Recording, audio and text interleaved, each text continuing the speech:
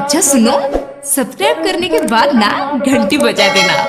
हरियाण डोम के दरवाजा पर कौन रास्ता जेते कौन रास्ता कतई श्रोता भगवान सब छै रास्ता के बगल अगल में जिनके सबसे पता लगाबियो कि कोलीपुर हरियाण डोम के दरवाजा पर कौन रास्ता जेते हे हो नोनो गाय धुरे बोलिए सरकार तू ही बतावा कि हरिया सेवक के द्वार पर कौन रास्ता देता ये हो महात्मा बोला गांव में 12 बरान 36 खून बसे छे सरकार तकर नाम नहीं तुले छ जात के कोच बन हरिया डोम है छे आय जकरा शरीर से लाख रंग शरीर छुबा जाय छे तकर नाम तू सरकार ला रहल है की बात छे श्वेतागंज भगवान अपने बहुत नीक वचन नीक शब्द सुनावे छी लेकिन भगवान के लिए सब बराबर है सब बराबर है भगवान के पूजा पापियों के घर में हैया और राजों के घर में हैया भगवान सबके लिए बराबर है अपने ही बता दूं कि हरिया डोम के द्वार पर कौन रास्ता देता सरकार यह रास्ता हरिया सेवक के दरबार देता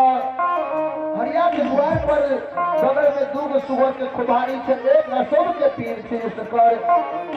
यह हरिया सेवक के दरबार से कोलीपुर नगर महावीर जी श्रोतागण भगवान सब बतावे कि हरिया सेवक के द्वार पर जावा सबसे सर्वप्रथम नजर पड़त साधु में 2 सुगर के खुबारी छे पहचान से रहो डोम के दोसर में बाबा धर्मराज के गहवरिया तीसरा नंबर में महावीर जी के ध्वजा फहरा छे हे महावीर जी हे हो भागल हे हो राहिया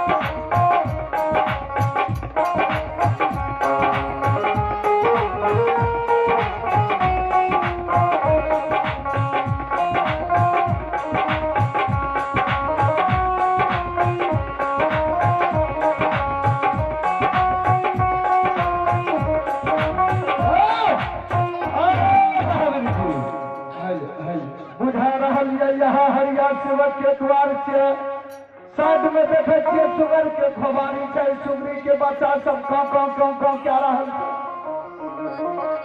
अपना दोनों मूर्ति साइड में खड़ा भ जा आ आवाज लगे रही हरियाणा के।